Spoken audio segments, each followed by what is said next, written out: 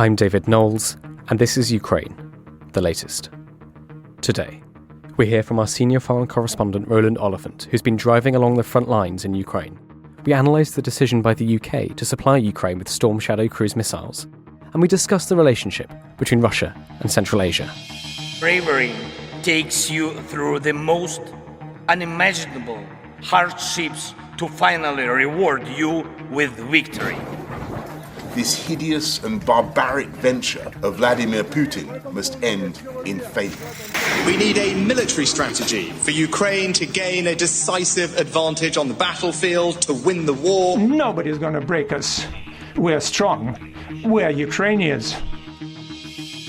Every weekday afternoon, we sit down with leading journalists from the Telegraph's London newsroom and our teams reporting on the ground to bring you the latest news and analysis on the war in Ukraine. It's Thursday, the 11th of May, 1 year and 76 days since the full-scale invasion began. And today I'm joined by our associate editor Dominic Nichols, assistant comment editor Francis Durnley, foreign reporter Genevieve Hall-Allen, foreign correspondent James Kilner, and senior foreign correspondent Roland Oliphant. I started by asking Roland to give us an account of his reporting and his travels across the front lines in Ukraine.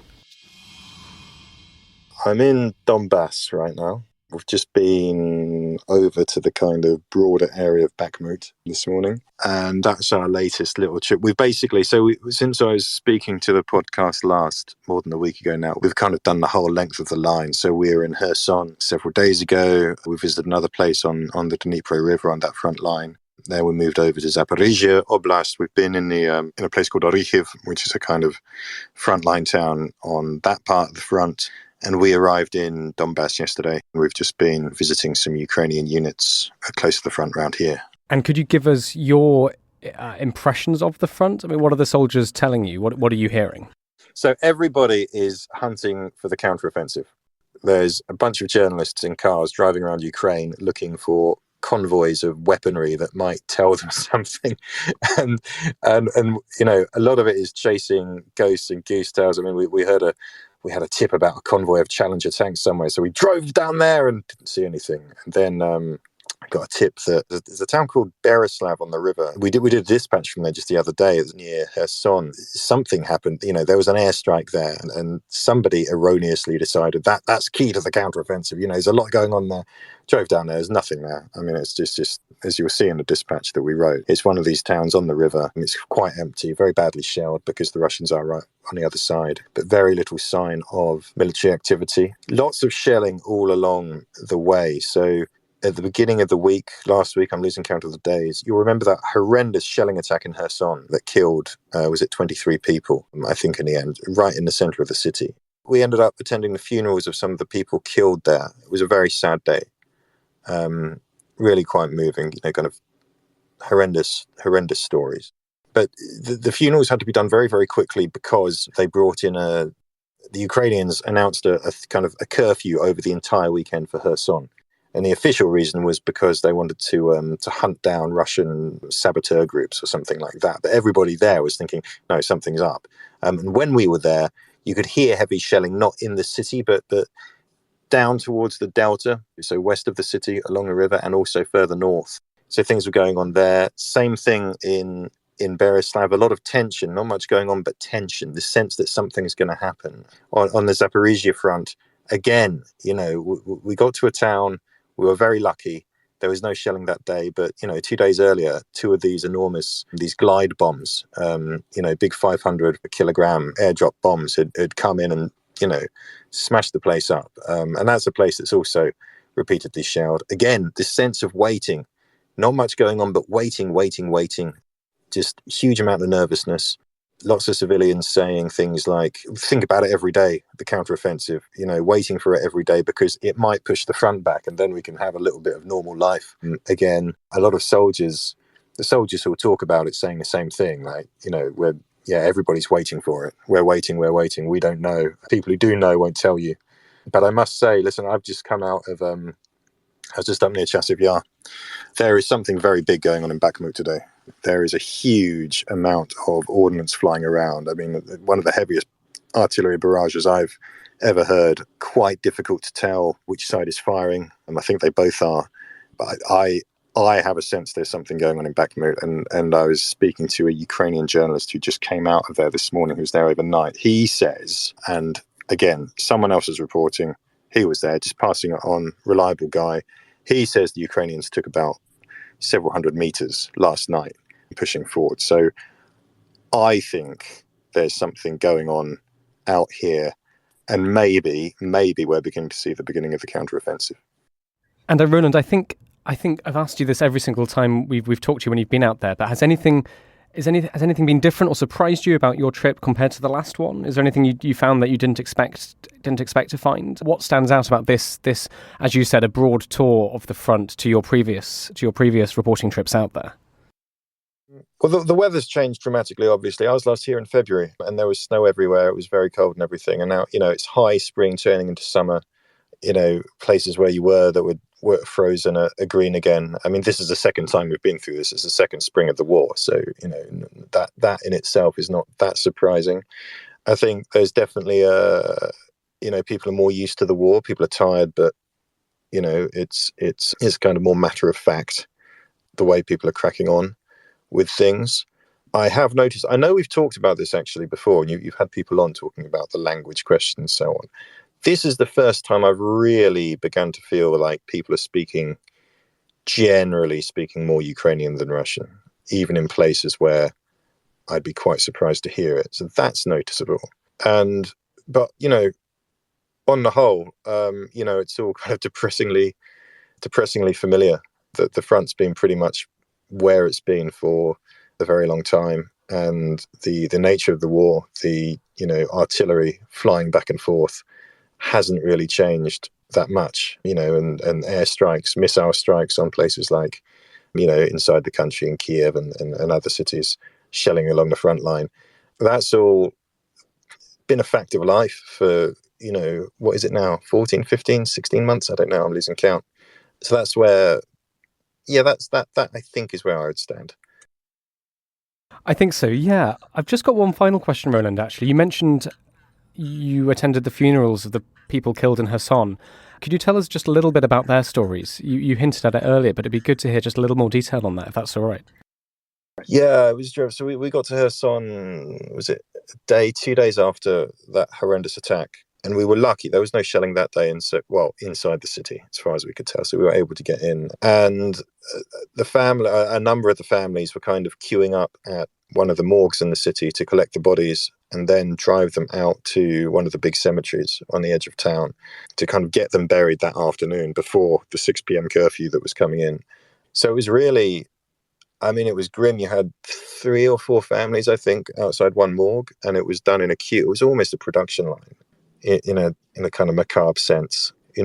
People gathered, collected the bodies, drove them out to the cemetery, and at the cemetery everyone got about 45 minutes an hour to do their funeral before the next bus came along the line. The stories were, as heart-wrenching as you'd expect. We really spoke to 2 particular families, and one was of this man in his 40s, I think, who was picking up his wife and his daughter had been at work, I think, and they were driving past at this supermarket that was hit. So the shells came in and hit the supermarket, and he immediately kind of jerked the wheel around, stamped on the accelerator to get out of there. And his daughter told her, I was sitting in a bag and I said, look, why are you going so fast? Just, calm it a bit. And at that moment, the second salvo came in, and he was killed instantly, but a shrapnel took half his head off, actually.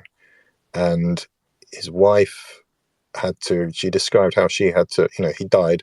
She had to grab the wheel, the car was still moving, and kind of struggle with the dead body of her husband for control of the car so she could stop it. And they were taken to hospital, and his son, talks about how he was, stayed out in the shelling to kind of look after the body of his father until it was taken to the morgue. Really, and it's so sudden, and it was only 2 days ago. So these are families who really hadn't had time to, process it or get through it. The grief was really, really raw. The other family was there was a lad in his 30s who was an electrical engineer, and him and his 3-man team had been out fixing, it was a transformer or some power lines or something, And his mother said, look, they were using their heavy equipment, or they had a generator going or something. They didn't hear the shelling start, didn't have a chance. All three of them were killed. And that was, it was one of those moving things where she was saying, like, I wasn't going to do this publicly. I just wanted it, me, his dad, and his sister-in-law, because his older brother disappeared earlier in the war, so they've lost both their sons now. And then people started knocking on the door the next day, people she'd never met before, with flowers, saying, oh, we're looking for, I think his name is Andre's mum. It turned out he was very popular at work. He had a lot of friends. So a lot of people showed up to bury him.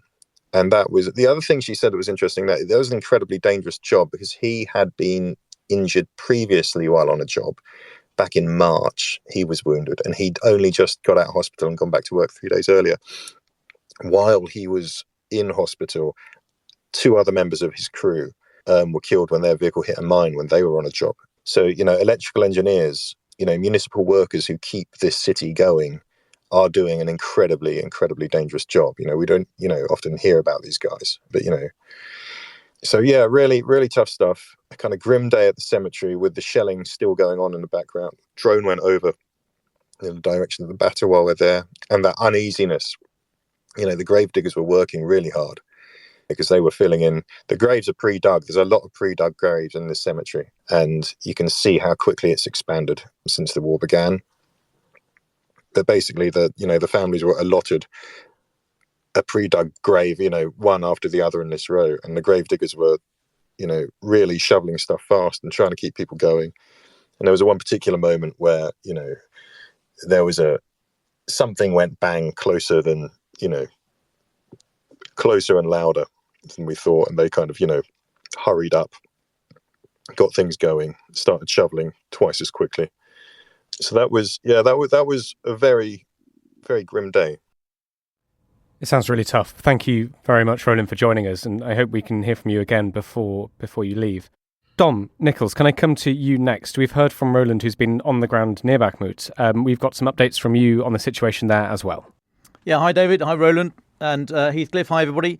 So I think what Roland's describing there, what he's hearing and seeing going in and out of Bakhmut, is this continued local either counterattack or local reversal in the southwest of the city. So there are reports that Russian forces to the southwest of Bakhmut retreated up to about 2 kilometers. This comes from Ukraine's ground forces commander, General Alexander Syrsky, commander in the region. He said yesterday, so last night after we reported it, well, not because we reported it, but after the episode had aired, he said, in some areas of the front, the enemy could not resist the onslaught of the Ukrainian defenders and retreated to a distance of up to 2 kilometers. Not sure about it was the onslaught, but anyway, they did seem to go back. He said the Ukrainian military had exhausted the Wagner group, who obviously were front and center in the center of the city, and had forced them to be replaced in certain directions by less well-prepared units of Russian regular troops who were defeated and left. So we reported on that yesterday. Some details on that. Now, Yevgeny Prigozhin, head of Wagner, he on Telegram, he has confirmed, and I don't think this is sort of Machiavellian Maskarova, I don't think he's lying, basically. He's confirmed the partial retreat from the edge of the city and said Ukrainian units approaching on the flanks. So speaking on Telegram, he, in response to a question, he said that Ukrainian operations were unfortunately partially successful. Went on to say that President Zelensky was being deceptive when he told European broadcasters yesterday that the counteroffensive had not yet begun and that they were waiting for more Western aid. That's the Ukrainians waiting for more Western aid. Prigozhin said no ammunition has been given to Wagner despite instructions of the past few days. So you remember he had that hissy fit last week, toys out the pram, made those videos saying give us some ammunition to the MOD, Russian MOD, and then within 24 hours was back on Telegram saying, right, it's all sorted, they're going to give us the stuff. But he's now saying that nothing has been received and that Wagner is being dried out, his expression, dried out, i.e. they're artificially reducing the combat potential because they're just being starved of ammunition and personnel. And he said that due to this reduction, Wagner has been forced to transfer some of the flanks of Bakhmut to regular Russian military units. So we've got regular Russian stuff in there. We've also got the so-called Donetsk, Luhansk People's Militia, so less well trained. And the point is that they're not talking to each other. There's open animosity between them. If there's any fault lines between units, between formations, between different groupings on the battlefield, you need to put your best people. Sounds counterintuitive, but you need to put your best people in a liaison role to knit those things together, because they are fault lines. You don't know who's covering them, and it sounds as if either Ukraine has worked out what those fault lines are and is exploiting them, or they're just naturally collapsing. So Prigozhin's saying that they are already cracking and falling apart, and his forces are at risk of encirclement. In the absence, he goes on, in the absence of ammunition, the meat grinder will work in the opposite direction. The armed forces of Ukraine will destroy PMC Wagner, private military company Wagner. Now, prominent Russian mill blogger, one of this sort of the nationalist community, he claimed yesterday that Ukrainian forces tried to advance further in the area of the Luhansk People's Republic, their expression, their 4th Motorized Rifle Brigade zone of responsibility in the Bakhmut area after the attack on yesterday from Ukraine. But the formations, and this is their expression, of unspecified Russian paramilitary company prevented a Ukrainian breakthrough. So sounds like there's a bit of chaos there.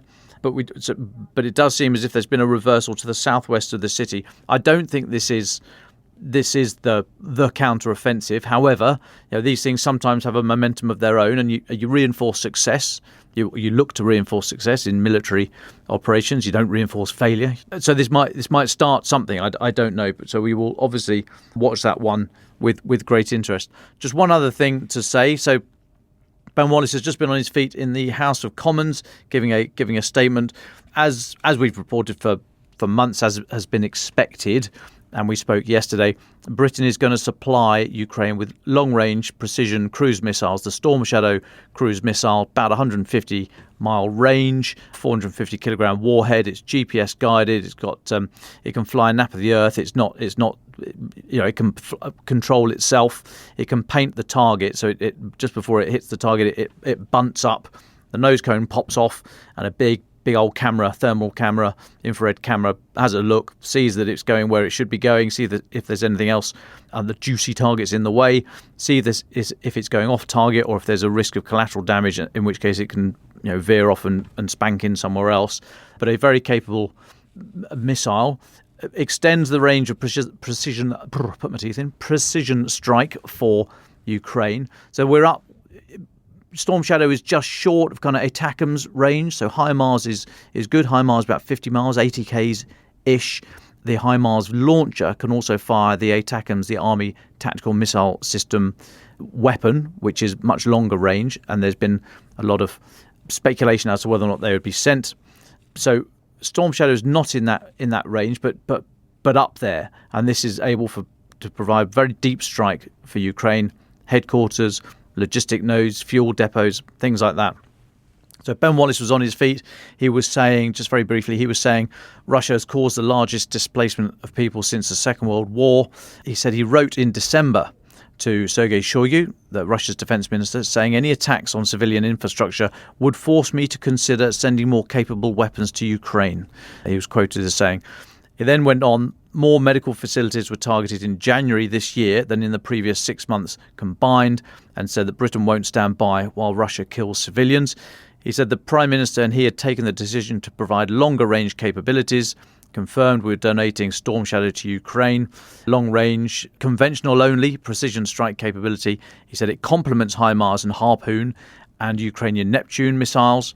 He said the donation would give Ukraine the best chance to defeat aggressive Russian continued brutality, and it will allow Ukraine to push back Russian forces based in Ukrainian sovereign territory. Again, that point about would these weapons be used inside Russia, which is deemed too provocative and escalatory.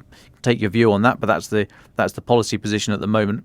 And he went out of his way to say that these weapons are not in the same league as the Kinzhal hypersonic missile or the Shaheeds or some of the other KH-101 and 555 cruise missiles that Russia are firing. He said that these are the range of Storm Shadow is a fraction, a seventh of the maximum range that Russia is firing. So he said it's a calibrated and proportionate response to Russia, and he's very at great pains there to not overblow this. He then finished by saying Yevgeny Prigozhin is making himself deeply unpopular, and finished with, if I were him, I wouldn't stand near any open windows in the vicinity of Putin. So yeah, forget the last bit. It's a bit of a laugh, but yeah, Storm Shadow, a capable weapon. Because it largely looks after itself, it doesn't need a huge integration onto the aircraft, so unlikely that it will take very long to get it onto the MiGs that they've currently got. Of course, Ukraine is seeking other aircraft, particularly F-16. But regardless, it shouldn't take too long, and I think they've probably already done it. They're already integrated, I would have thought. I doubt they're announcing this now at the start of the whole, right, let's get the black nasty tape, fellas, and stick it on the aircraft. Why announce it now? I mean, it's as I say, I think these things have been there for a while now. They might be very few in number, and so just the mere mention of it could get Russia thinking, right, we need to start moving our headquarters, moving our logistic nodes, spreading things out. So just the mere mention of it could have a disruptive effect. So this is all part of the shaping operation for the counteroffensive. I can't imagine this announcement from Britain would have been done in isolation from Ukraine. I think it's all coordinated. The statement yesterday from President Zelensky, I think, is all part of this. It ramps up the idea of preparation. It potentially throws Russia into a little bit of confusion. You've got Zelensky saying, we're not ready yet, we need more time. And then the next day, you've got these mega high-precision weapons. So I think it's all part of the shaping. I think the things have probably been there for a while, are probably already fully integrated onto the Ukrainian MiGs. And I don't think it'll be long before we start seeing things go bang very far behind Russian lines. Thank you very much, Dom. Before we come to Genevieve and James, can I go to Francis next? There have been quite a few important developments in the diplomatic space, Francis. What's taken your eye?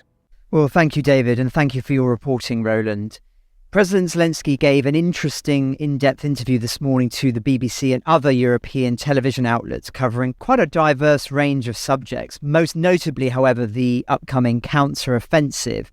The top line being that he said Ukraine needs more time to launch this counter-offensive, as the military still needs the Western aid which it's been promised. To quote from him directly, he says, with what we have, we can go forward and be successful, but we'd lose a lot of people. I think that's unacceptable, so we need to wait. We still need a bit more time. He went on, he said that the Ukrainian combat brigades were ready, but the military still needed some things, including armoured vehicles, which were arriving in batches. The president, however, expressed confidence that the Ukrainian military could advance, warning of the risks of a frozen conflict, which he said was what Russia was counting on. And that, of course, alludes to many of the things that we've touched on in the past, and I'll get to that a little bit later. Now, he also gave a robust response to those seeking a pathway to negotiations at this stage. He says everyone will have an idea, but they can't pressure Ukraine into surrendering territories. Why should any country of the world give Putin its territory? He also dismissed fears about losing US support if President Joe Biden, who's vowed, of course, to support Ukraine for as long as it takes, is not re-elected in 2024. Ukraine, he said, still enjoyed bipartisan support in the US Congress. Who knows where we'll be when the election happens? I believe we'll win by then. Now, he said that, of course, previously. There are many analysts who think that is very, very unlikely, but nonetheless, it's a consistent line coming out of Ukraine. Now, I'll come in a moment to the remarks of former President Donald Trump yesterday, where he made several notable interventions about the war in Ukraine, which has led to some considerable comment this morning. But first, I just will say, carrying on with this interview, that Zelensky also made some interesting observations regarding the impact of sanctions on Russia.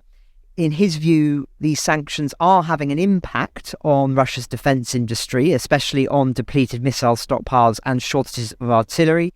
He said they still have a lot in their warehouses, but we already see they've reduced shelling per day in some areas. However, he said that Moscow have found ways to bypass some of the measures and has urged countries to target those helping Russia circumvent the bans. Lastly, he responded to speculation that Ukraine was responsible for the drone attacks on the Kremlin last week. He said that he believed that the apparent attack could have been a false flag operation carried out by Russia itself, and the claim was being used as an excuse by Moscow to attack his country. He said they're constantly looking for something to sound like a justification, saying, you did this to us, we do that to you. But it won't work. Even for their domestic public, it didn't work. Even their own propagandists didn't believe that because it looked very, very artificial. And just on this subject, I'm grateful to listeners who've reached out regarding an interview from several days ago on CNN that seems to have slipped under the radar. It's from Ilya Ponomarev, formerly of the Russian State Duma, now in exile in Ukraine. And he was the only parliamentarian to vote against the annexation of Crimea in 2014 and is an important opposition figure in the country, I think it's fair to say.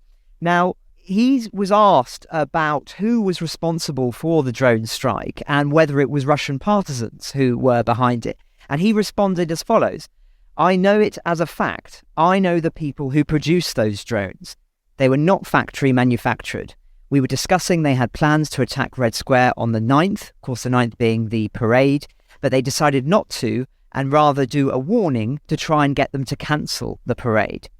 Then he's asked, you talk to them directly, by which the questioner means the partisans? Yes, for sure. It's not Ukrainians. It's out of range. The reason the missile defense systems did not interpret those drones was because those drones were launched right next to Moscow.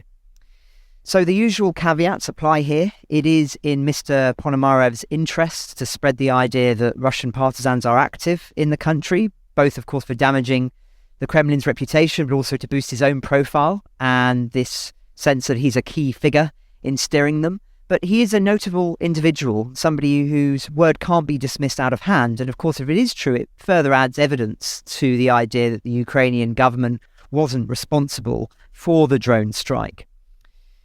In other news, as I alluded to a moment ago, former President Donald Trump, who is, of course, running again to be President of the United States in 2024, has made some notable remarks when asked about the war in Ukraine for a CNN town hall overnight.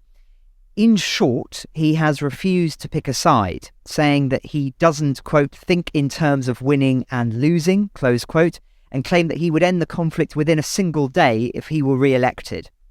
He says, I think in terms of getting it settled, so we stop killing all those people.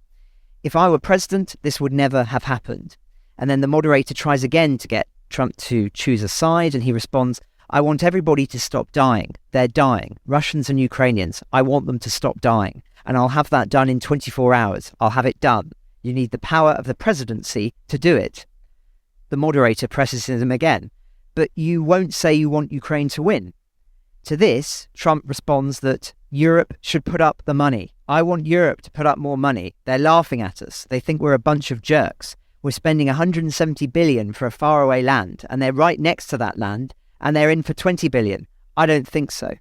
Now, Trump has been fairly consistent on this. He was ridiculed at the time for criticising NATO for not spending more on defence, but actually, in many ways, he's been proven quite prescient in what he was saying. In 2018, after a NATO summit, he tweeted several criticisms of NATO countries, particularly Germany, for only paying a fraction of the amount of money that they should have been according to the rules of NATO, or at least the commitments that one signs of joining NATO, the 2%. And so he's been pretty consistent on this. But nevertheless, that was, of course, before the full-scale invasion. And many are criticising the timing of this, given what is now, of course, happening in Europe. The Kremlin will be, frankly, rubbing their hands over this and these kind of remarks. I mean, I would argue that far from cutting short the war, which seems to be what Trump intends, they almost guarantee to make it go on longer. Putin will hear them and will now be able to say to his generals that, you know, if we just ride out the next year, then Trump may be re-elected and Ukraine will be forced to capitulate. So it's very, very dangerous, in my view, what he is saying. Now, he did also go on and talk about how much he still respected Putin and did during his presidency. He said that he made a tremendous mistake. He's a smart guy. I remember I said he was smart. And then he goes on, China's president is smart. He's the ruler of 1.5 billion people. He's a smart guy. How dare he say he's smart? Of course he's smart. They want you to say he's a stupid person. He's not a stupid person. He's very cunning. I mean, it's an interesting way of thinking about Putin and Xi. It sort of seems to be that he conflates Xi's power in some way with his intelligence and the kind of legitimacy to govern. But if the people in those countries had a genuine say in putting them there, would they have wanted these people? It seems to me that he's ignoring the proliferation of state terror. But anyway, I digress. One last thing is that it puts him, if he believes Putin is a war criminal, and Trump dodges the question. He says that using the term is something that should be discussed later. Quote, right now, if you say he's a war criminal, it's going to be a lot tougher to make a deal to get this thing stopped. If he's going to be a war criminal, people are going to grab him and execute him. He's going to fight a lot harder than he's fighting under the other circumstance. That's something to be discussed at a later date. Right now, we want to get that war settled. I'm not talking about the money either. I'm talking about all the lives. The number of people being killed in that war is far greater than you hear. When they blow up the city and the buildings come down, hundreds of people are killed, and we have to get that war settled. I mean, the argument that people will grab and execute Putin if he's a war criminal, I mean, that hasn't happened with the ICC, which has already, of course, declared him as such. It does seem rather unlikely. But it does, of course, fundamentally reveal the fact that Trump wants to broker a peace with Putin directly, something ruled out by many Western leaders. So in short, whatever your views on the war and Donald Trump's analysis, this does put him fiercely at odds with most of the free world on the matter of Ukraine. If he were re-elected president, then it would put him at loggerheads with Europe on defence matters, and may even see the end of support for Ukraine entirely from America's perspective, despite Zelensky's optimism that I touched on a moment ago. It's a sobering fact that this war may, and I say may, become a predominantly European responsibility in the longer term. And the question is Europe prepared for that? Arguably, only Poland and a handful of other countries have recognised the new reality, whereas others seem very hesitant indeed, and their defence spending remains static. And I broadly would put Britain in that category, despite all that they've done for Ukraine early on in the war. Is it right that America is funding this war on Europe's doorstep? That is going to become an increasingly significant question in the months ahead, David.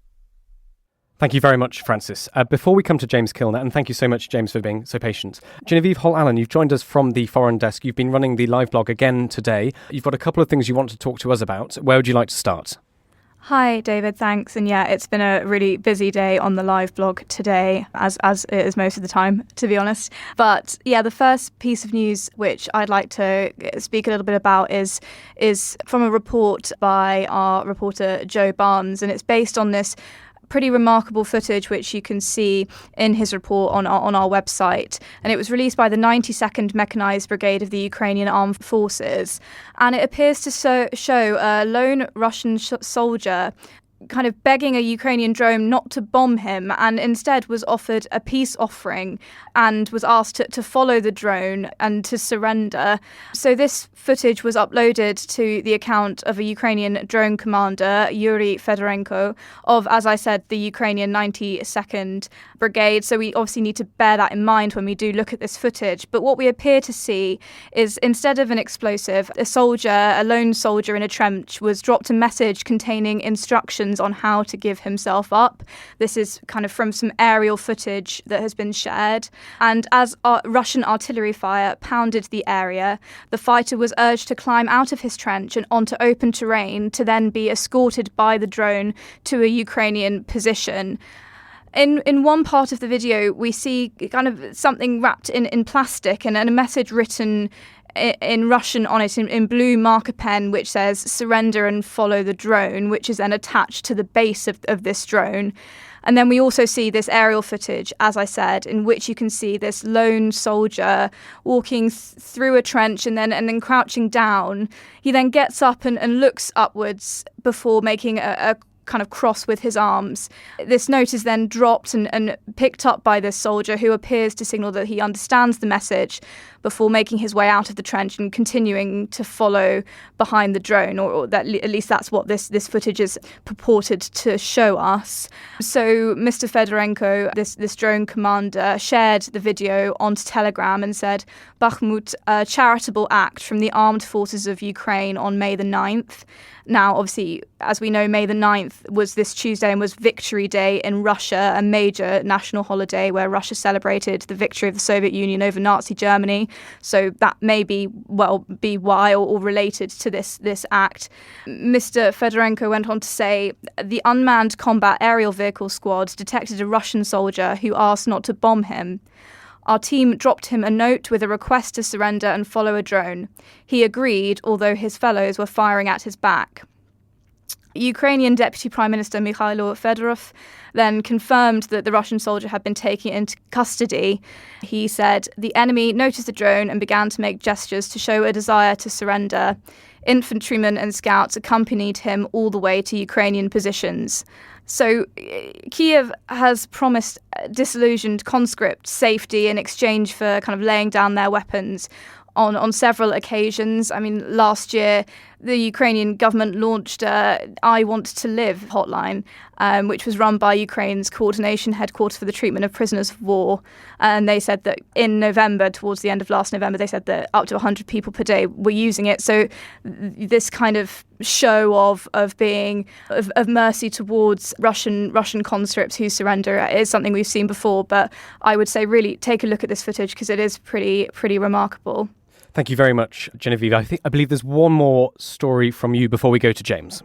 Yes, so this is coming from inside Russia now. A Moscow court has fined Google 3 million rubles, which is roughly equates to £31,680, for failing to delete content about Russia's military campaign in Ukraine, and then also what it described as, in quotes, LGBT propaganda. So this was from Interfax news agency today. This is the latest court case against a kind of Western tech giant in the crackdown on media following the outbreak of war in Ukraine last year. Interfax reported that according to court materials, the case partly concerned several YouTube videos containing, obviously they say, false information about the course of the special military operation in Ukraine, as well as passing strict censorship laws shortly after troops were dispatched to Ukraine in February 2022. Russia also last year strengthened its laws against what it calls, in quotes, the promotion of LGBT propaganda, which was heavily criticised by independent human rights groups at the time. State news agency TASS reported that Russian prosecutors said that Google had refused to remove several videos, including one, they say, by a blogger who was considered a foreign agent by Moscow, about how same-sex couples raise children and about the LGBT community in St. Petersburg. So there's kind of two sides to this fine from Google, this fine for Google, today. Moscow has issued dozens of fines against Western tech companies under these laws. And actually, Google has been fined twice since the end of 2021, according to Interfax, so this is before the war. And in December 2021, the Russian subsidiary of Alphabet, Google, had filed for bankruptcy following a fine of 7.2 billion rubles. So the latest update in financial woes for Google in Russia. Well, thank you very much for joining us, Genevieve. It's always good to hear you. And just to repeat, of course, that video, the caveats do apply. It has been released by the Ukrainian side, so we do have to bear that in mind when thinking about it. But thank you for taking us through what was, if true, an extraordinary piece of footage. James Kilner, thank you so much for bearing with us. Can I come to you? We were chatting earlier this week after looking at the Victory Day parade in Moscow, and you made several interesting points from the Central Asian perspective. Could you take us through them? Thanks for having me back on. Yes, Tuesday, obviously, the May 9th Victory Parade in Moscow was headlining around the world. And obviously, there were several critical points, the single trundling World War II tank, etc., lack of any real soldiers, mainly cadets. All those were the headline stories in the West. But there was this hugely important side story which was going on as well in playing out in Red Square in Moscow. And that was the appearance of all 5 Central Asian leaders, parts of the former Soviet Union, and also the Prime Minister of Armenia. We'd been expecting the Tajik and the Kyrgyz presidents to turn up, but I had not been expecting all five Central Asian leaders and Pashinyan, the Armenian prime minister, to turn up.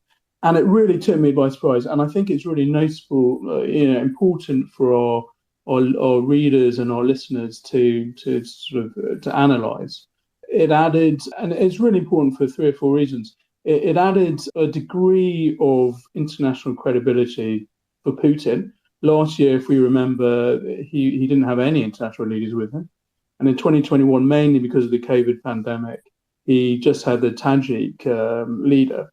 But here was a full show of support, really, from his former vassal states in Central Asia. The first time they'd all been together in Red Square, I think, for around about a decade. It's difficult to be that precise, but something like that.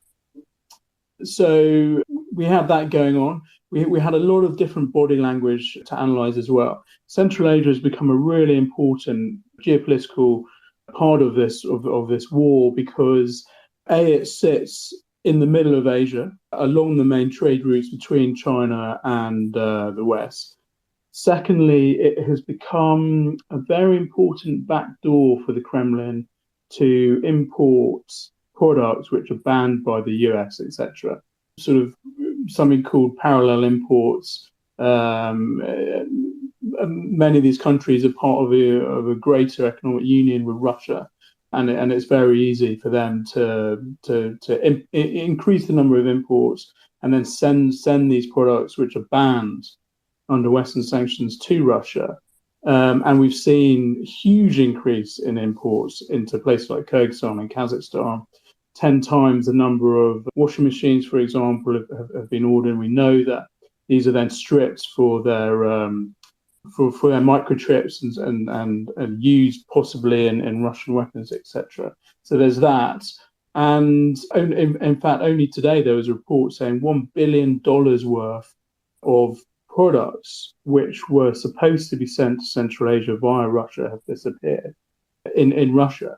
So we know that they're being used as a sort of backdoor for the Kremlin, and the West, Britain, America, etc., have been putting a huge amount of pressure on Central Asia to try and stop them doing this.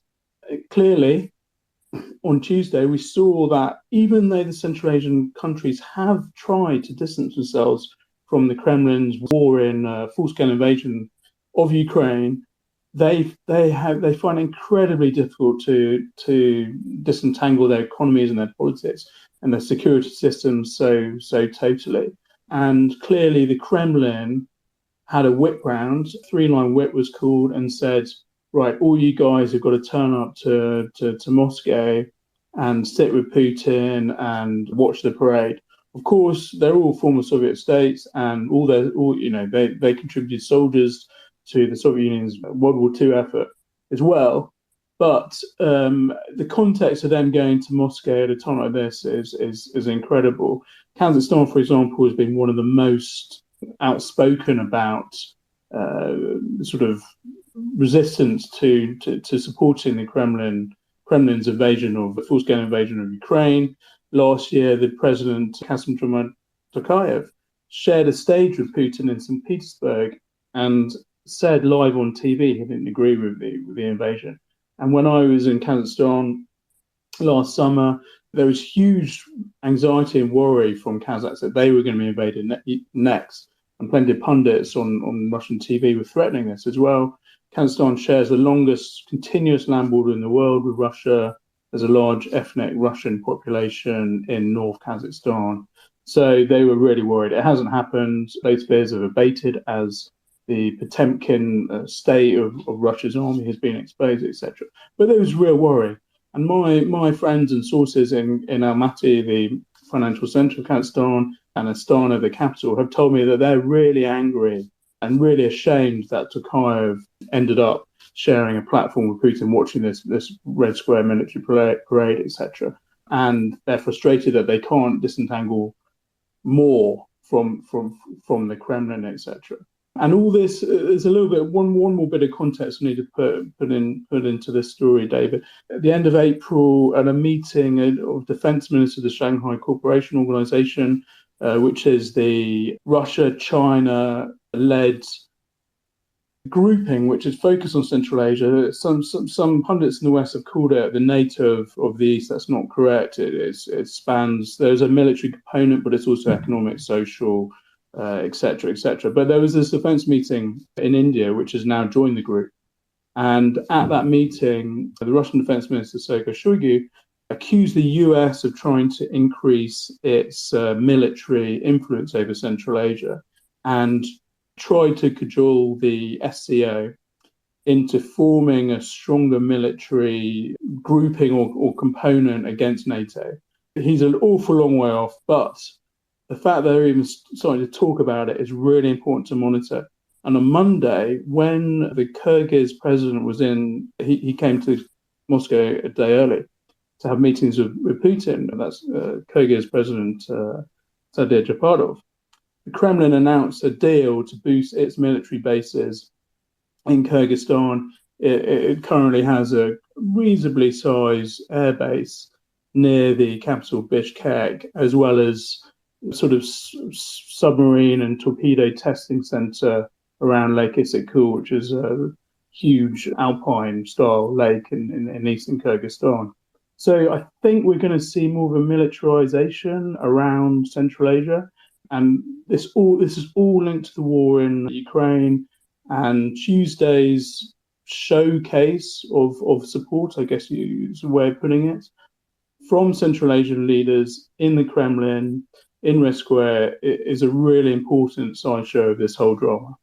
Thanks, James. Just one question from me before we go to our final thoughts. One of the last times you've joined us to talk about Central Asia, you spoke about how it was sort of the geopolitical weight of China being Russia-leaning that would influence the positioning and future direction of lots of the Central Asian states.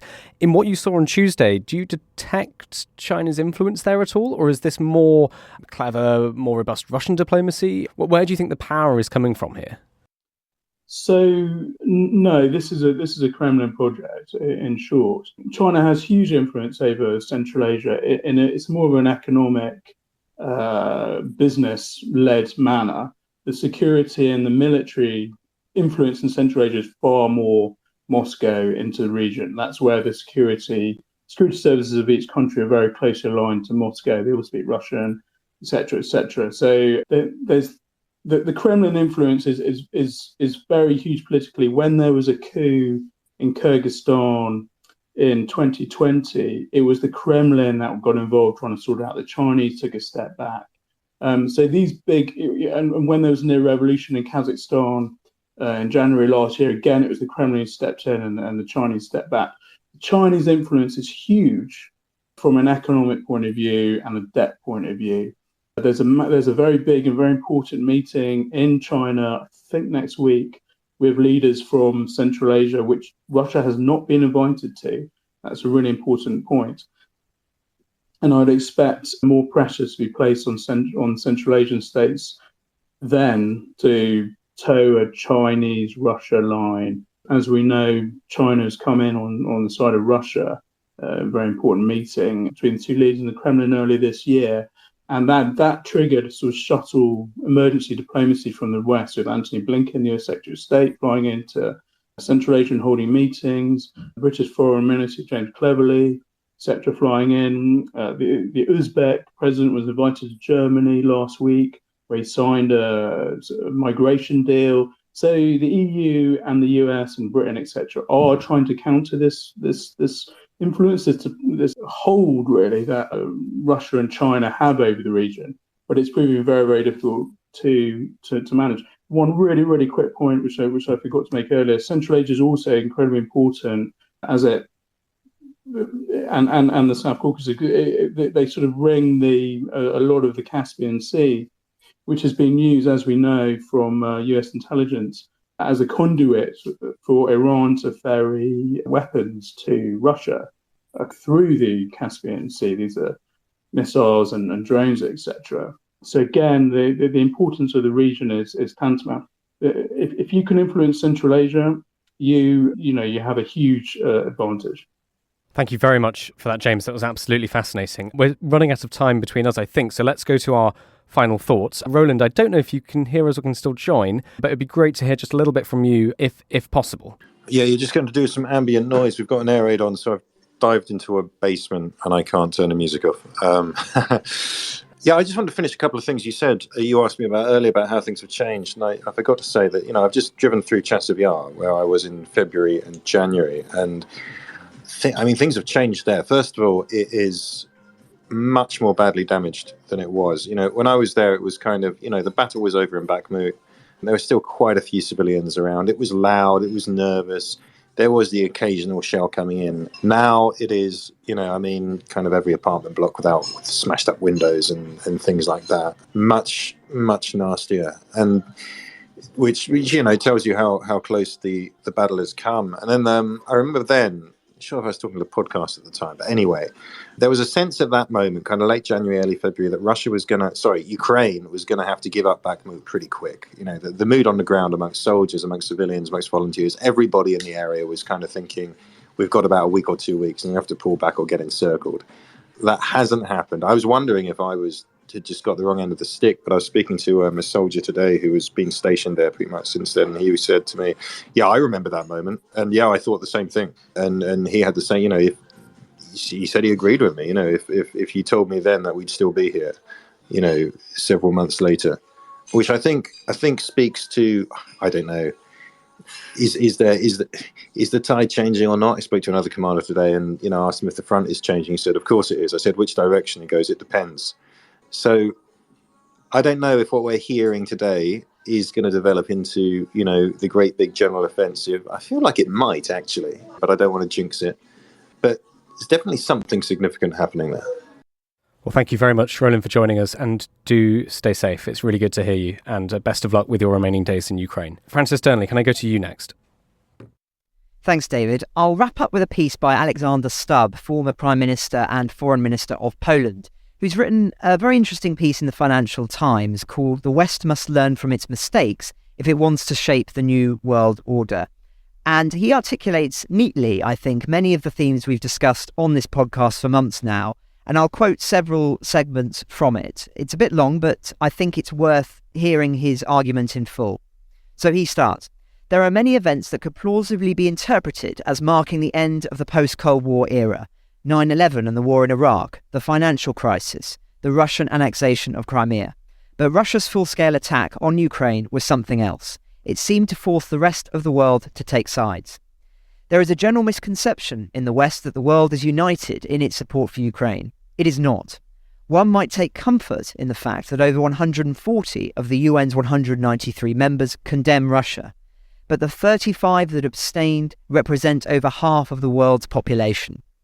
More significantly, only around 40 countries, mostly Western, have placed sanctions on Russia. Only 2 from Asia have done so, and none from either Africa or Latin America. Russia might be isolated from the West, but not from the rest." He goes on, "The new world order will be determined by a triangle of power oscillating between the global West, the global East, and the global South. The global West, especially the US, EU and their allies, roughly 50 countries, wants to preserve the existing liberal order," to which I would say for now, although of course that remains an open question in some countries. At the other extreme, the global East, China, Russia, Iran and around 20 countries that support them, wants to ditch the liberal order and create new rules and institutions which are less about sharing sovereignty and more about traditional state power and transaction. The global South, led by the likes of India, Saudi Arabia, South America, Nigeria and Brazil, comprises 125 states from across Asia, Africa and Latin America. For many of these countries, the war in Ukraine is less about hegemony and more about food security, energy and inflation. The global South does not necessarily want to take sides for the time being. Sitting on the fence is one way of achieving its goals and shaping the emerging order. The global West, and this is where I think he's getting to the real fundamental essence of what he's arguing, the global West is mistaken in framing the new order as a battle between democracies and autocracies. The situation is much more complex than that. For the global East is about power and managing dependencies. For the Global South, it's about agency, representation, and economic growth and development. The Global West wants to maintain the remnants of a liberal world order. It will have to start conducting a more dignified foreign policy. This does not mean sacrificing values on the altar of interests. It means listening and engaging rather than preaching and moralizing. The Global East has been better at the game of persuasion. Despite its expansionism, Russia does not have the burden of a colonial past, at least in Latin America and Africa. China has skillfully created dependencies in finance, infrastructure, and raw materials since the end of the Cold War, becoming in the process the biggest trading partner for 120 countries. My prediction is that we will see the creation of multiple regional orders and overlapping alliances. No single power will dominate. And while their values and political systems are different, they all need to solve problems, some of them unique, some shared. This decade is likely to frame the world order for the rest of the century.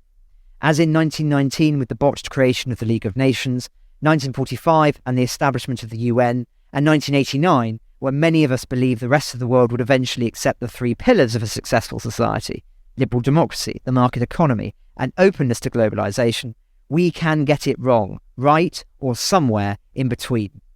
We must avoid the mistakes of 1919, learn from the balance of power established in 1945, and make the liberal order of 1989 universally appealing. Now, I remember many, many months ago now, John Hemmings writing for us and making a very, very similar argument. And I think this summarises that in a very accurate way and how things have changed or perhaps not changed in that intervening period. It also reminds me of the ending of Tony Yutt's post-war book, where he says that there are universal lessons for humanity in Europe's tumultuous 20th century and that it still has a vital role to play in offering the world those lessons. But I think where this piece really hits the nail on the head is around this key question of how to make those lessons, those values, appealing in a way that is not seen as self-serving for the betterment of all humanity rather than just for the betterment of the West. And perhaps the uncomfortable truth is that you can't. Perhaps the West has relied for too long on the obvious moral rightness of its cause rather than a more grounded, practical approach. And in that sense, I think Stubb is asking the right question, which is why I point listeners to the piece. Thank you very much, Francis. Yes, there's an awful lot to get into there, and maybe we could send him a message or something, because there's a lot going on there, and thank you for summarising it for us. James Kilner, as our guest, would you like to go next? David, yeah, I'm back on the Moscow desk this weekend for the Telegraph, and it's promising it looks like it's going to be a busy weekend. I'll be looking obviously at the Frontline around Bakhmut, which appears to be very busy at the moment. See what Wagner are up to, and this continuing evacuation by Russian officials from about 18 villages, including around the nuclear power plant in the Zaporizhia region, as well as everything else that comes my way. So it's going to be an interesting weekend. Thank you very much, James, and best of luck for the weekend. Dom Nichols, would you like to go for the very final thoughts? Well, thanks, David. And I'll just wrap this back into the anticipated counteroffensive, if I may, and take in what we've heard today, what Roland's witnessing and Francis has been commenting on, especially Donald Trump's words. And with the counteroffensive, I've been describing, I wouldn't dream of telling our listenership what to think, but I might venture and invite a way of how to think about it. Okay, so this is how I'm thinking about it at the moment. I've explained that there's a range of options in this counteroffensive, from very limited objectives to show that Ukraine has the ability to do combined arms operations, or something much bigger, but which would risk failure and a potential outbreak of war weariness from the international community and a clamour for negotiations. Now, I've been very much more in the former camp, thinking they should go small, show they can do it, and then come back later. But time is not on their side. International support could wane. There are elections in many places around the world, most importantly the US, and Francis spoke of that earlier on. So all this could suggest that Ukraine will go for a much bigger attack than what I've been suggesting recently.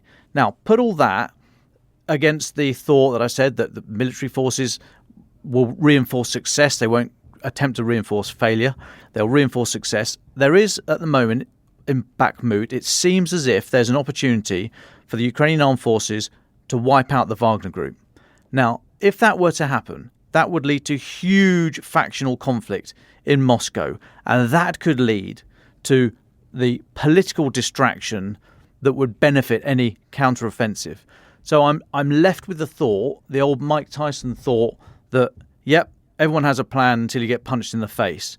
And I'm just wondering if Ukraine had a counteroffensive plan and then Russia has decided to punch itself in the face. Ukraine the Latest is an original podcast from The Telegraph. To stay on top of all of our Ukraine news, analysis and dispatches from the ground, subscribe to The Telegraph.